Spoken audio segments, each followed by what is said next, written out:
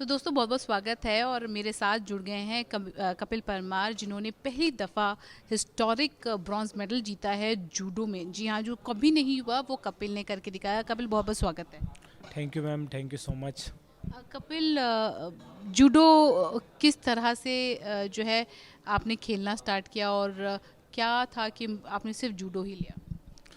Blind में तो ऐसे बहुत सारे गेम हैं। वैसे मैं एक्सीलेंटली ब्लाइंड हूँ। जैसे मैं पहले बहुत ठीक था, मैं कुश्ती करा करता था बचपन में।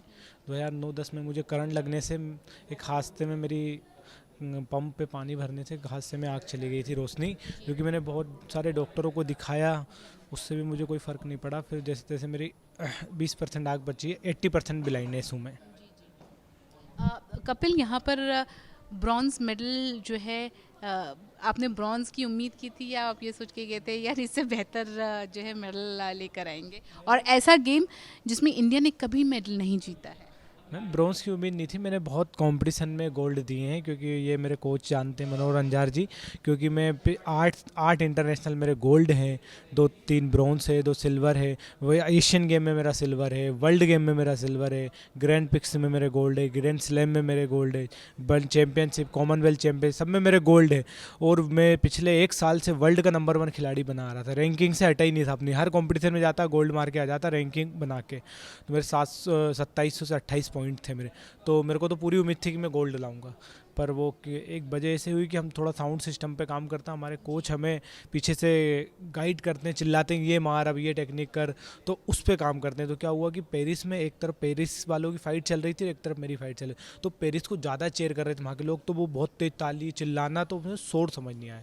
तो मैं सेमीफाइनल में दब गया एकदम, कुछ समझ नहीं आया मुझे। जी, मेरा सवाल नेक्स्ट यही था कि जो यहाँ पर आपका इम्पोर्टेंस हो जाता है कि किस तरह से जो आपके सपोर्ट स्टाफ हैं आपको गाइड करते हैं, लेकिन हर इस पैरालंपिक्स में हमने देखा था कि जो भी क्राउड है वो काफ़ी ज़्यादा शोर मचा रहा था, तो उससे आपको कितनी दिक्कत हुई थी? दिक्कतें तो मैम बहुत है, अभी भी दिक्कतें हैं, पर दिक्कतों से लड़ना हमारा काम है। क्योंकि हम अच्छा नहीं करेंगे तो हमसे आगे बच्चे क्या सीखेंगे। और बहुत सारे ब्लाइंड बच्चों को मुझसे बहुत कुछ सीखने को मिलेगी, क्योंकि ब्लाइंड बच्चों की हेल्प बहुत कम लोग करते हैं। वो खुद से तो बहुत कुछ करते हैं, पर जैसे मेरी कोच ने मेरी बहुत हेल्प की, ऐसा कोच भगवान सबको दे। क्योंकि उनने एक एक चीज़ के छोटी छोटी चीज़ों पर वर्क किया। क्योंकि जूडो में चोट सबसे ज़्यादा लगती है, सबसे ज़्यादा इंजरी के चांस रहते हैं, सबसे ज़्यादा ऑपरेशन घुटनों के होते हैं, कलाइयों के होते हैं, एंकल के होते हैं। क्योंकि नॉकआउट गेम है मैम। और इसमें अपना एशिया बहुत तगड़ा, Kazakh, Uzbek, Iran, Japan, China. Japan का तो मेन गेम है, पर डेफिनेटली मेरे को तो पता था मेरा मेडल आएगा। जापान का मेन गेम है, पर इंडिया ने पहली बार जूडो में जो है मेडल लिया है। इससे कितना खुश हैं कि आप इंडिया के पहले वो एथलीट बने हैं? मैम, मैंने तो जैसे 30 सेकंड में मेरी वो फाइट ख़त्म कर दी थी मैंने ब्रॉन्ज़ के लिए, तो मुझे समझ ही नहीं आया था। बस मेरे कोच माँ हाथ ऊँचे कर करके रोने लगे कि मेरा सपना पूरा हो गया, मेरा सपना पूरा। सपना तो हमारा गोल्ड का था, पर मैम मजबूरी में पता नहीं क्या था क्या नहीं था, मेरे को समझ नहीं आया सेमीफाइनल में, और मैं दब सा गया। और उसकी वजह से, पर नेक्स्ट टाइम 2028 में मैं ज़रूर गोल्ड लाऊंगा। बिल्कुल बिल्कुल, हम चाहेंगे कि वो गोल्ड ही रहे। और दो सवाल उसके बाद मैं आपको जाने दूंगी, ये मेडल आप किसको डेडिकेट करोगे? ये मेरे टीचर डे के दिन ही मैंने अपने कोच साहब को दे दिया, क्योंकि टीचर डे के दिन ही मेरी फ़ाइट थी। तो उससे बड़ा गिफ्ट टीचर के लिए कुछ नहीं हो सकता। बहुत बहुत शुक्रिया। और एक सवाल, कोई दिल में तमन्ना है जो अभी तक पूरी नहीं हुई है, जो आप चाहते हैं कि हाँ आगे जाके वो पूरी हो? मैम, जब से सेमीफाइनल हारा हूँ बेचैनी सी हो रही, वो फाइट दिमाग में चल रही है। तो मैं गोल्ड की उम्मीद रख के जाऊँगा, अगली बार जाऊँगा तो। अब नई साइकिल शुरू हो जाएगी हमारी 2028 के लिए। तो अभी 2025 से हम लोग करेंगे। अभी तो हमको रेस्ट दे रखा है सर ने, वो 1 महीने का रेस्ट। 1 महीने के बाद से हम नई साइकिल, नेशनल फिर इंटरनेशनल चलते रहेंगे। इसके बाद कोई हॉलीडे प्लान किया है फैमिली के साथ, कहीं घूमने जाने का, कोच आपको कहीं लेके जाने का? हाँ, कोच साहब ने तो बोला था मैं दुबई घुमाऊंगा। मम्मी पापा कभी गए नहीं, एक तो गांव से हैं, उनने बहुत गरीबी देखी है। पापा टैक्सी ड्राइवर थे, मम्मी हमारी मजदूरी करा करती थी।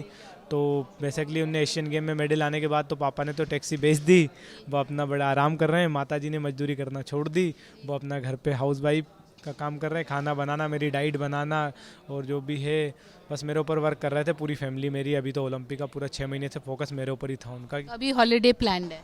हाँ, वैष्णो देवी जाएंगे। अभी तो मैंने इंडिया में भी बहुत कुछ नहीं देखा, कुछ भी नहीं देखा इंडिया में भी। माता जी को, माता रानी को धन्यवाद देने के लिए। बिल्कुल बिल्कुल, माता रानी को भी धन्यवाद देने के लिए। और वैसे हमारे मध्य प्रदेश में उज्जैन है, महाकाल बहुत फेमस है, उनके यहाँ जल चढ़ाना, जाके मम्मी की मनोकामनाएं, मम्मी ने बहुत जगह मनोकामनाएं कर रखी थी मेरे लिए, तो मम्मी को लेके जाना है, घुमाना है, बस यही है। बहुत बहुत शुक्रिया हमसे बात करने का, और उम्मीद करते हैं बहुत जल्द जो है आपकी मनोकामना पूरी हो, गोल्ड के साथ वापस नेक्स्ट आए और महाकाल के दर्शन हो, माता रानी के दर्शन हो, दुबई का ट्रिप आपका हो माता जी और पिताजी के साथ। बहुत बहुत शुक्रिया हमसे बात करने के लिए। बहुत बहुत तक को भी बहुत बहुत बधाई, धन्यवाद जो स्पोर्ट्स शो का सपोर्ट करते हैं। आज तक ने बहुत बढ़ावा दिया है, पैरा वालों को बढ़ावा नहीं मिलता। नरेंद्र मोदी जी ने भी बहुत बढ़ावा दिया हम लोगों से। मेरे से 4 मिनट बात करी कि कपिल बाबू तुमने तो मज़ा कर दिया, पहली बार में जाके तुमने इतिहास रच दिया। मुझे तो पता ही नहीं था कि हमसे बात भी होगी। बोले मिलने आएंगे, तो मैंने बोला था बिल्कुल सर, आपसे यही एक इच्छा थी कि हमें, हमारा देश का प्रधानमंत्री हमें बढ़ावा दे रहा है, तो हमें बढ़ चढ़ के हिस्सा लेना चाहिए। और मैं तो और ये बच्चों से कहना चाहता हूँ कि ज़्यादा से ज़्यादा पैरा गेम्स में आए और मेडल के चांस ज़्यादा हम लोगों को गेम्स में। मुलाकात की बात हो रही है प्राइम मिनिस्टर से? हाँ बोला तो है, पर अभी डेट डिसाइड नहीं है मैम। आप कितने एक्साइटेड है पीएम से मिलने के लिए? मैम देश के वो एक लोगों के लिए सपना ही रहता है। बहुत बहुत शुक्रिया हमसे बात करने के लिए। Thank you, thank you, thank you so much sir.